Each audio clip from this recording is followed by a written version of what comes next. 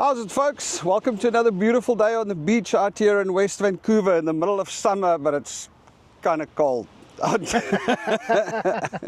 Welcome to rain Vancouver. That's it. So today we're sitting here with Dirk Meyer. Dirk has been, how long have you been in? I arrived here in the middle of May 2019. 2019, so it's already I've on been here for 5 years. 5 years, 5 and a bit right. years, yeah. So Dirk has been here for 5 years. Now Dirk is actually very involved in a lot of things that we're going to discuss today. I thought what I'm going to do for the channel is we're going to start doing a few interviews with South Africans so people can understand what it's like to move to Canada and see all the different perspectives. So Dirk is very big into volunteering, and I've known him from the park run. That's where we met. So yeah, welcome on the channel, Dirk. Thank you very much, Kali. Excellent. So you guys had quite a harrowing story with getting in here, right? Well, it took 8 years, and that wasn't fun. The Canadian government said it would take 3 to 5 years to get this right, and I had actually set 2018 as December. If nothing happened by then so be it, I'm out of here. And literally a month before my personal due day, they sent me a letter and gave me a month to get here. So after waiting for 8 years, not getting anywhere, because you can't speak to anybody, you can't phone anybody, you can't email anybody, it's just hurry up and wait. And yeah, so they gave me a month to drop everything, pick up my life and move it here. So I did. Sounds a lot like the army, right? I've been there, done that. All right, so 8 years, it took 8 years. How did you guys come in, on what plan or what program? Well, what it was we wanted to be skilled labor. And the skilled labor meant that we were competing with everybody else in our field. So I'm sure that's why it took a hell of a long time. South Africa wasn't, and probably still isn't, on everybody's favorite list. So it was a bit difficult. It is what it is. Well, it's commitment to wait for 8 years. Now, in that 8 years, while you were waiting for this to come through, did you carry on with your lives in South Africa, or did you kind Absolutely. Bought cars, carried on working, did everything, lived our lives just as normal. That's just this. You can't stop living. You've only got X amount of time that you can do stuff. I guess that's a very important point to mention, because a lot of people actually go the other route. They're like, oh, we're going to go, so they put their lives on hold and they stop everything, and then they wait. And I mean, inevitably, unless you're very lucky, if you're coming to Canada, and I suppose lots of other places in the world, you end up in this endless waiting cycle where it's just... I'm sure it's exactly the same for those that are moving to England, to Ireland, Australia, New Zealand. We just wait. The government will take its time. They'll do their thing. And I don't think the waiting is not necessarily the worst thing. The worst thing is that black hole that you're dealing with. It's like the indecision. It's not knowing. And even though I was trying to live my life, there was this thing in the background that said, this could happen, so don't invest too much. Yep, sitting at the back of your mind, It's at the back of your mind. It's with, when you're buying a car, you don't buy a new car, you buy a second-hand car, because you want to keep your finances for this jump. For this one day, 8 years away from now, when they possibly are going to contact you. And then you said they told you you have 1 month to get here. Yeah, so I had to do that. And that was when I had to be here in order to get my PR card. So I then walked in at YVR, went to the lady behind the desk at Immigration, and signed in, got everything sorted out, took my paperwork to Home Affairs equivalent, and got my PR card. So I was already a full-fledged, with all benefits, PR, permanent resident, when I got here. Okay, brilliant. So you didn't have to go through the whole work permit. So there was a lot of waiting and so on that I had then bypassed. Yeah. But I still had to provide the regular medical, and I still had to provide the police clearance certificates, and I still had to provide my finances, my investments, to make sure, they want to know that I'm not a bad apple. Right, of course. And another question. So when you arrived, Yeah. I mean, did you have a job? You came in as skilled labor. Under what was your field? Well, it was a dual thing that my wife and I, she's in IT and I'm a horticulturist, so I'm coming in as a garden boy. And from there, I had logged on to a couple of job finder websites, and I was getting, these people were posting that they, maybe 70, 80 companies a day were posting, looking for jobs for people in my field. So when I arrived here, I thought, this is easy. It's going to be a cinch. There's no way that if I put my CV into 70 people, one of them won't give me a job. However, I couldn't get a job. Really? So nobody wanted to employ me.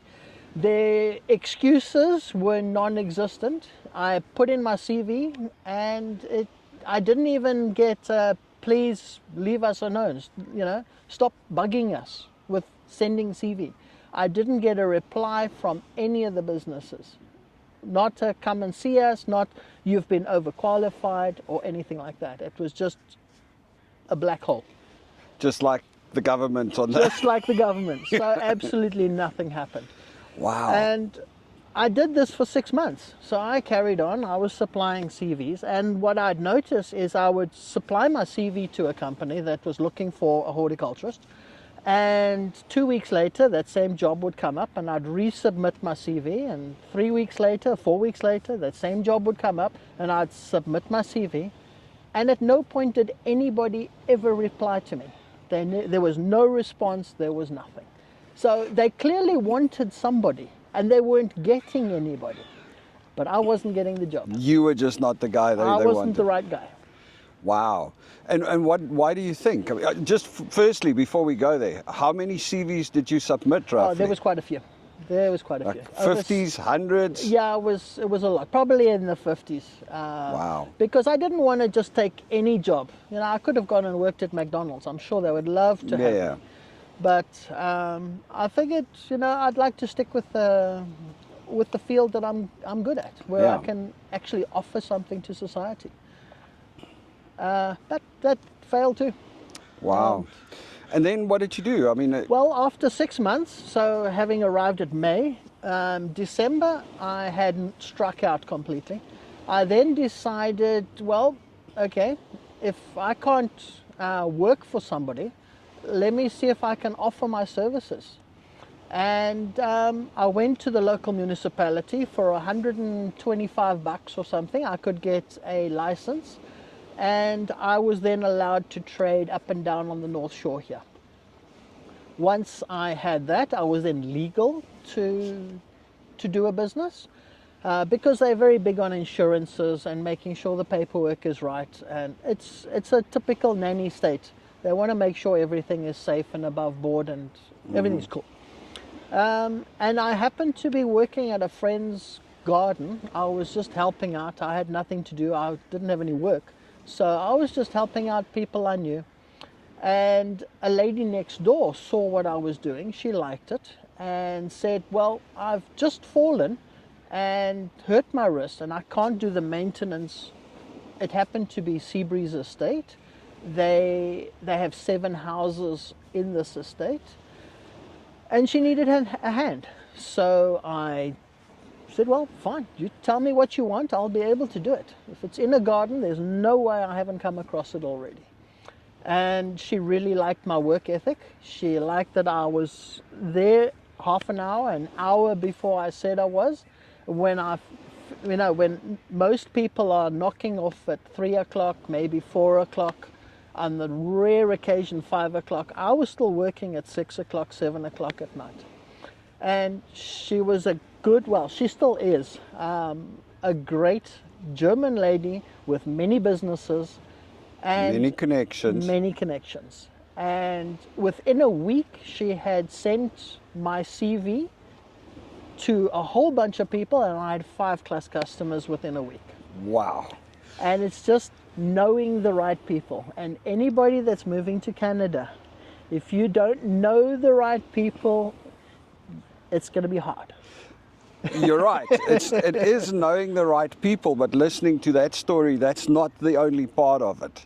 The other part of it is showing your commitment. Exactly. You know, it's something I tell my kids as well. They go, well, we only have to be there 9 o'clock. I'm like, you always be early, especially if you're going to go do work or you're going to go do something. Make sure you're early. Absolutely. It just shows the commitment. Exactly. I mean, yes, she was a nice lady and she sent, she got you all these other jobs, but she wouldn't have gotten it if you were a mediocre operator. Absolutely. And now I still work for her. This morning I was working at her art gallery in North Van. So one of the things she got me to do is I restore art for her. So local indigenous art, the carvings, the paintings, the things that get damaged, the things that get a bit old and need restoration. Because she really liked my work ethic, she tried me on that. She saw that I was patient enough and methodical enough to do this thing correctly. I'm now restoring art for her in her art gallery. 2 years ago, she went across to Nanaimo. Now, she's got a few businesses over there, and she decided she wanted to buy a farm. So she knows my history. She grabbed me, we went off in the car, we went and had a look at this farm, and I was her second opinion. I saw the potential in this and thought, you know what? She can make a huge amount of money here. 4 months ago, I planted 10,000 strawberries on this farm. Put in irrigation for her, everything. So this is taken care of. And it's not only strawberries, this farm, and this is the first person that gave me a job. And I'm still working for her 5 years later, and whatever business venture she starts, she's got me involved in to help her with all kinds of things. So for that, it was shit luck in fate that I happened to be working on a place for nothing where she had hurt herself and she just happened to need help, and I was able to provide it. True. I mean, there's definitely luck involved, but you know, but also. I struck out for 6 months before that. Yeah, but I mean, there's definitely luck involved. Yeah. But you went and helped out a friend, and you didn't sit at home and send out CVs and cry about striking out. No. You actually were out there, Absolutely. and that's how you get lucky. I was still making myself available. I always tell people, you know, I used to play poker in South Africa. And I would have these ridiculous calls. And I'm what they call a fish, you know, but I win lots of times. And they always say, how the hell do you get so lucky? And I go, well, you got to give luck a chance. Absolutely. You know, if you don't give luck a chance, it'll never happen. It will never happen. Yeah. And that's what you did. You were out there doing stuff. Exactly. Which brings me to the next thing. Dirk is a avid volunteer. I mean, and I'm still doing things for nothing. Still doing things for nothing. So you run the park run. You and Diane are volunteer and you organise the park run. We're quite involved at park runs. So we were very involved at the Ernest Ullman Park Run in Johannesburg. Lived there for 30 years in the Bedfordview area, but Ernest Ullman right next door. And coming back to the move over here. Excuse me. This is good beer. Nice. One of the first activities I did was I managed to find Park Run in Richmond. And once again, I would get there an hour ahead of Park Run, and I was always there helping set up and filling in where they needed volunteers, if they needed volunteers, do my run, stuck around at the end. I packed up everything, made sure everything was in an orderly state for the next park run. And they really missed me when I moved across to Central, and I helped Debbie over there. And Debbie's another South African that moved over a year before I did. And I helped her for a good year and a half with park run over there. And then when park run started here in Ambleside, it's just so much closer, easy. I still haven't lost my roots. I still chat with the people at Richmond and Ambleside on a regular basis, but I'm now very involved with the Ambleside Park Run. And because it's a lot of tourists, it's a lot of expats, it's a broad mix of personalities and people. It's not just Canadians that come. And it's a good way to meet people and to just keep your head straight, especially when you're going through a rough time. And I was told, I mean, as a lightie, look for inspiration, but if you can't find it, be the inspiration. Oh, wow. That is actually profound. That's really awesome. So I'm now here with exactly the same thing with Park Run.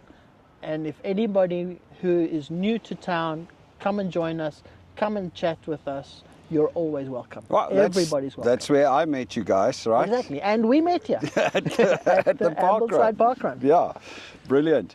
But you also volunteer at the SPCA. I also volunteer there, yes, and I've always been really involved with animals my whole life. Even at school, I was at school in Cape Town and then in Swellendam, just outside Cape Town, and I volunteered at the De Hoop Nature Reserve. I volunteered at the Bontebok Nature Reserve. I volunteered at the World of Birds in Hout Bay. Anywhere there was animals, you'd find me there on weekends off and that sort of thing. Even when I went back up to Johannesburg, I volunteered and I helped with fostering, and I helped just fundraising and helping out at the Kitty and Puppy Haven in Midrand, and also Laurie Park Zoo, where I eventually adopted a lion. Adopted a lion? Adopted a lion, a white lioness. Her name was Halo. Right, wow. So what did that entail? Sorry, that's interesting. Well, she was a white lion, destined for, it could have been Addo Elephant Park in Port Elizabeth, but she was born in the Free State. She went up to Johannesburg, and it was faster for her to fly down to Port Elizabeth than it was to drive from the Free State down to PE. Okay.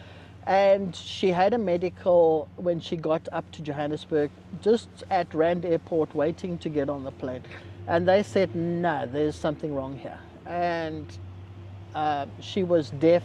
She had liver failure, she had kidney failure. She was in a really bad state. She was premature born. And Laurie Park Zoo was now trying to fundraise at the caravan show in Midrand at Gallagher Estates. And I decided, nah, this is not going to happen.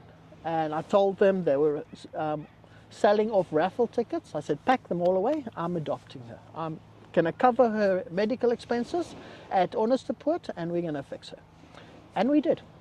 Oh, wow. And, amazing. Yeah, she's now at the De Wild cheetah breeding program in Wombats. Oh, wow.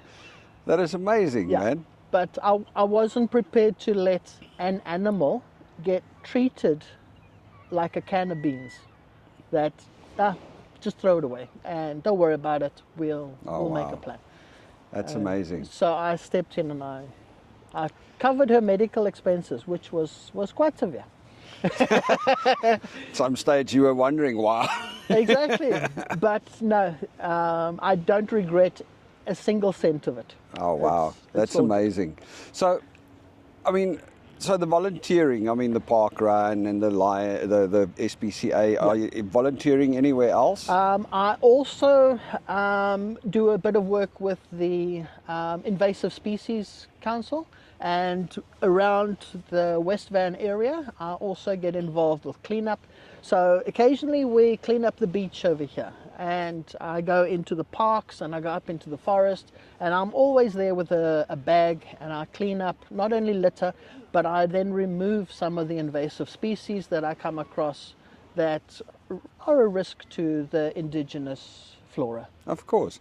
So, from what I understand, you just do the volunteering because you love it. It's not Yes. specifically for networking or anything I just else. enjoy it, and I know that it's probably a good thing and it's great to have on my CV, but at this point I am probably turning away 2-3 customers that would want my services every week.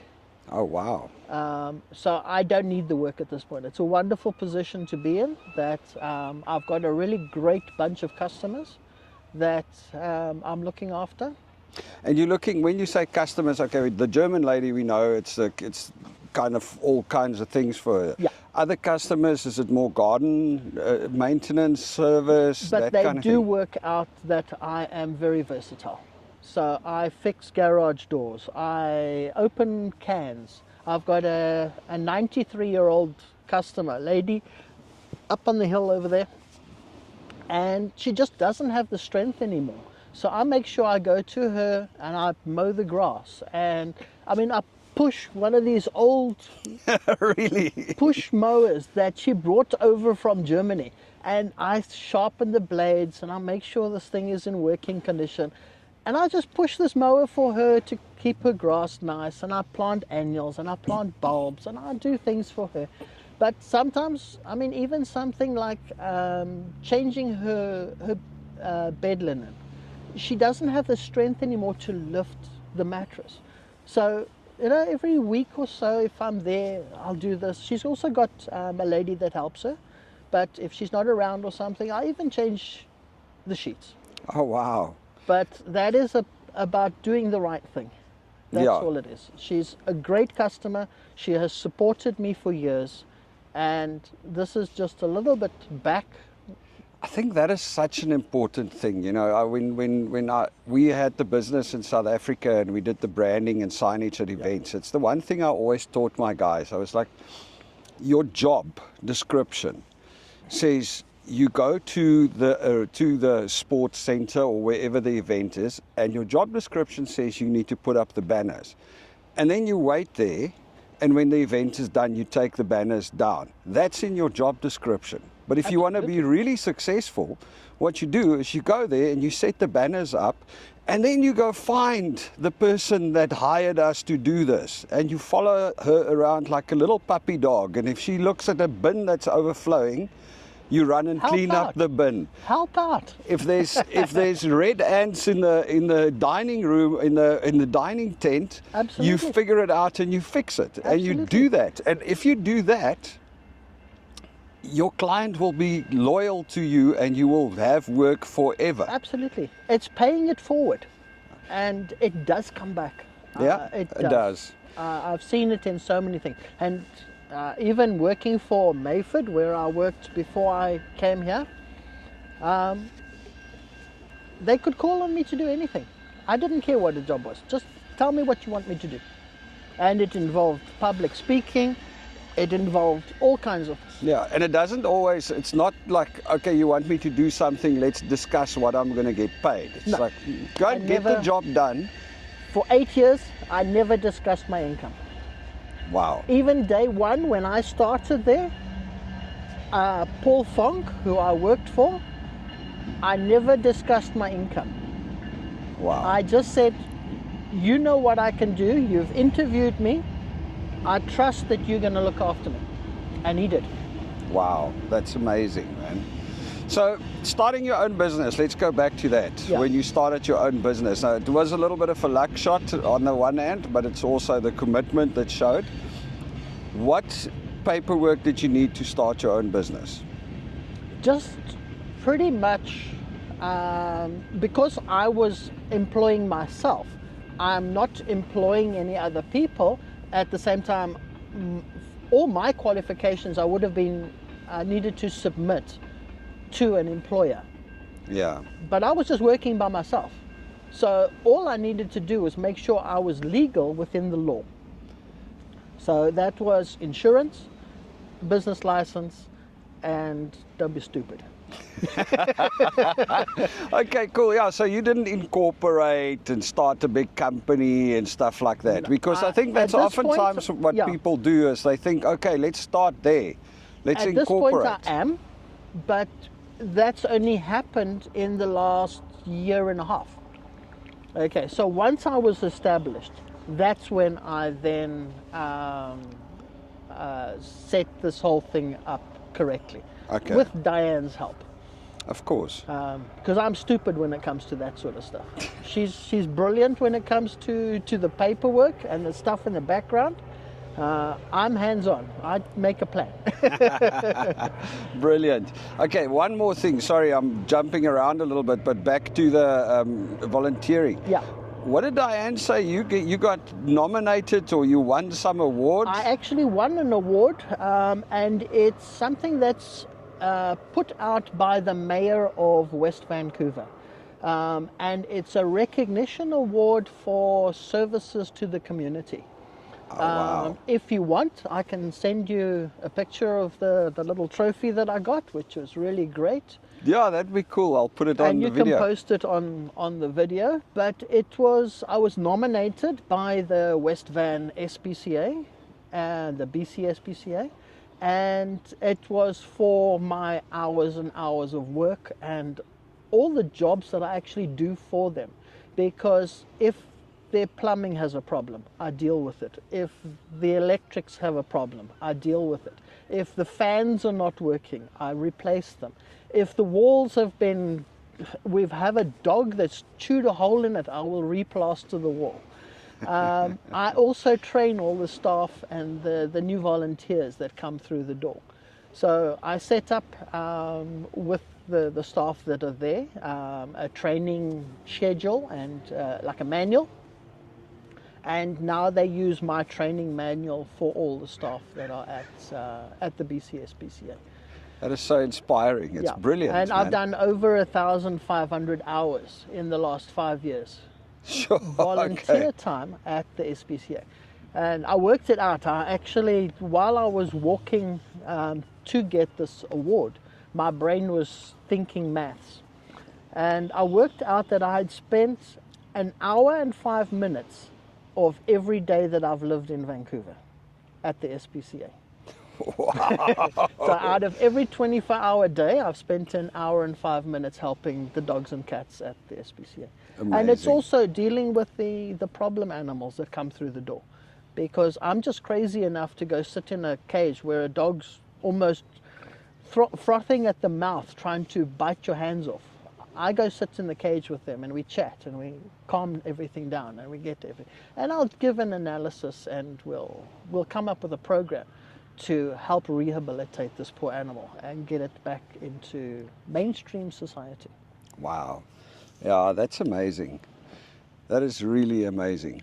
But it's very, very rewarding. Well, you're doing it for the right reason, but you could also do some volunteering. There's nothing wrong with doing some volunteering for a little more selfish reasons as well, because volunteering is an absolutely brilliant way to connect with people. It is, certainly. And it's definitely very well looked upon in Canada, much Yes. more than South Africa. I mean, when you apply for a job, It's a criteria they actually look for when you're applying.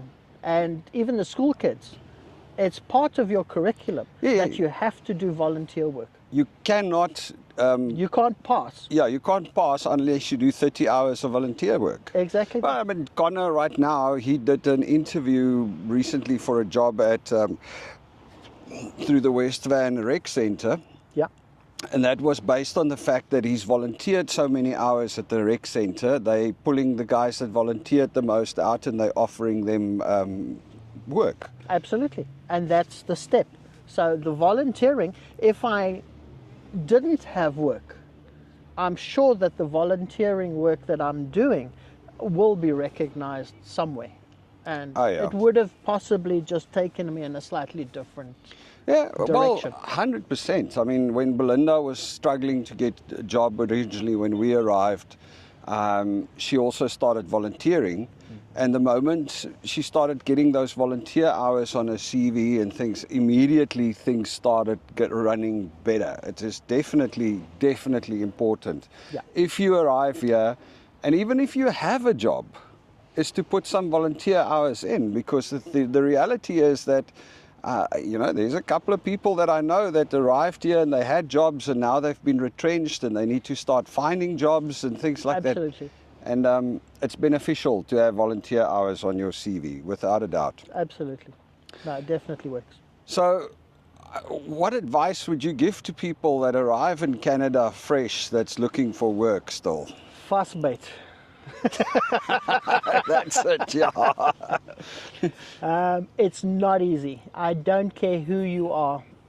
Even if you come in and you've got a job and you're ready to settle in on a new adventure, you're starting with no friends. You're learning what food to buy. You're learning everything is just different over here.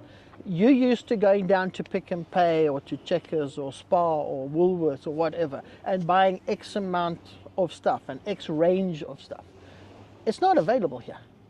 You're going to need to relook at your eating habits. You're going to have to make new friends. You're going to have to join sports clubs. You're going to have to do stuff, because it's not only work.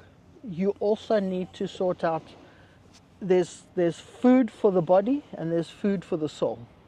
And friends and activities and other things is food for the soul. And if you don't have that, even a nice place like Vancouver will drive you crazy. You just need the interaction. So fast bait. It will come right. You will make friends. But like Cape Town, it's very cliquey. If you didn't go to the right school, you're gonna battle. True that, but I also always tell people, or I say, it's like, it is up to you. You're also not going to make friends if you sit and wait to be invited. Never gonna happen. I mean, when we arrived here, the first people we met was in our street, and the reason, well, apart from you guys at the park run, and the reason for that is I would wait until garbage day and run out and meet the neighbors, run in. You gotta work at it. You gotta get out there, and you gotta find your people. You gotta go find your crowd. Go to the park run. Go volunteer. Go places and find people, and then you'll start settling in. You'll start finding your crowd. Yeah, and even one of the other things that I've now started doing is I race yachts. Oh, wow. So I'm part of a crew. We're normally sort of 5 to 8 crew on a yacht, a 36 foot. And I met the owner of this yacht on the bus. And that's another thing. When I moved here, I decided I did not want a car. I just made a decision that that's it. Public transport is fine. If it's beyond public transport, I don't want it. I don't need it. It's fine. And I'm really grateful for, having such an infrastructure around me. But I met Mike on the bus, chatted, scruffy as all hell, long ponytail. He's always filthy dirty. And, the two of us are a pair. I'm scruffy as hell. I'm full of mud as well. I've been working in the mud all day. I'm on my way home now. Even my rucksack is full of tools at the moment. But Mike said to me, look, he's got a boat and he's a bit short on crew. How do I feel about sailing? So I said, never done it before. And he said, well, would I like to learn? And I said, yep, I'll be there. You tell me when and where. And he taught me sailing. Some guy you met on the bus. Guy I met on the bus. So I think that's your pride in your pocket and to meet ordinary people. Certainly here in Vancouver, you never know. He owns a racing yacht, and we have so much in common. But that is amazing. But I think, you know what? I think it's something, a kind of mindset that we get here with, because in South Africa, you've got your friends in your little group, but you kind of don't like speak to other people on the bus or in the street. I mean, you just don't interact with people on the same level that you do here. Yeah. I mean, you don't ride the bus, you don't sit in the train, you don't sit on a beach, you don't walk around where there's a lot of people. Everybody is just looking over their shoulders and you know, And try not to get mugged type of thing. exactly. Whereas here, that's a mindset change. You need to actually just start going. It's much more open over here, much more friendly. You can walk on the beach here at 5 o'clock in the morning, and I guarantee you that everybody that you walk past at 5 o'clock to 6 o'clock in the morning will return a greeting, and if you spoke to them, they'll speak to you back. Oh yeah, I mean, I go for a run. Well, I used to go for a run twice a week, 5 a.m. or 5:30 a.m. and it's exactly that. I greet everybody and they greet me back. And, Exactly. And by the third day, when I start running past, it's because it's often the same people. It's the same people. It's the same people. You start running past and they greet you when you're coming along already, you know. Exactly. You got to put yourself out You got there. to put yourself out there, and don't worry about it. Every once in a while, I'll meet somebody that's having a bad day and they're grumpy and they'll just tell me, foot sick. Yeah. And you don't take it personally. You just go. They had a bad day. I tell that to my kids as well. They're like, oh, but this. I'm like, somebody has a bad. You have bad. Everybody has bad days, and if you have bad days, you can walk away from a shitty experience and go, oh, I'm not never going to do that again because it was a shitty experience. Or you can walk away and go, oh, that poor person must have had a really bad day. I hope it goes better for them. Absolutely. And it's going to make you the better. You know what? You can also go and buy this person a cup of coffee. You can buy them a bunch of flowers. It doesn't have to cost you a fortune. Yeah. Maybe they need it. So awesome. So true. Yeah. All right. Well, I think that's it. Thanks, Dirk. Is there anything else you would like to say to the people listening to this channel? Oh. Well, if it wasn't for Collie, my supply of biltong would be sad, very sad at the moment. So, because Canadians have no idea when it comes to biltong. They don't know. Droevos, biltong, it's from another planet. They just don't have a clue. Got some really weird rules and stuff here that they don't believe that. Absolutely. If you listen to the Canadian health rules about biltong, then everybody in South Africa should be dead by now. Exactly. It's like at how dangerous biltong is. It boils down to that nanny state where the government is taking control of everything and preventing any harm. I must say that is definitely something that and it takes some getting used to. Yeah, that's something that takes some getting used to. It's like everything is micromanaged and micro-controlled to a large extent here. And not everybody can cut it. That's why I say make friends. Yeah. Because you're going to need to fuss bait just to get into this whole new way of living. Indeed, 100%. But it's nice. It's worth it. Oh, it's absolutely Without beautiful. a doubt, it's worth it. Just what I always say is just the reality that you don't. I come out here 5 o'clock in the morning and I take a swim and I leave my phone. Because I see. It's Very. I think it's Umschlange Yeah. that recently had an E. coli outburst. We've got the same thing at the moment. I saw there's a sign got up the there sign. that says you don't swim right now. And it's very sad because every Saturday I love going for a swim as well.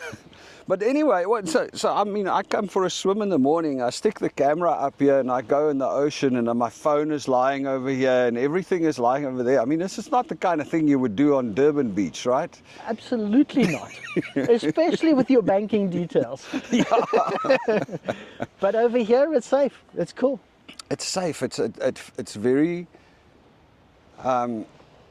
And comforting and relaxing. But it takes a bit of getting used to. You've got to get yourself out of that looking Mindset. over your shoulder. And it's hard. But friends help. Getting out there, meeting new people, joining sporting groups, things like that. It's really, really important. Just for your own mental well-being. Brilliant. To change from a typical South African outlook to a typical Canadian outlook. Brilliant. All right, Dirk. thanks for having a chat. I'm sure a we'll do pleasure. another one. Enjoy. And, cheers. Cheers. Thanks, man. That was awesome.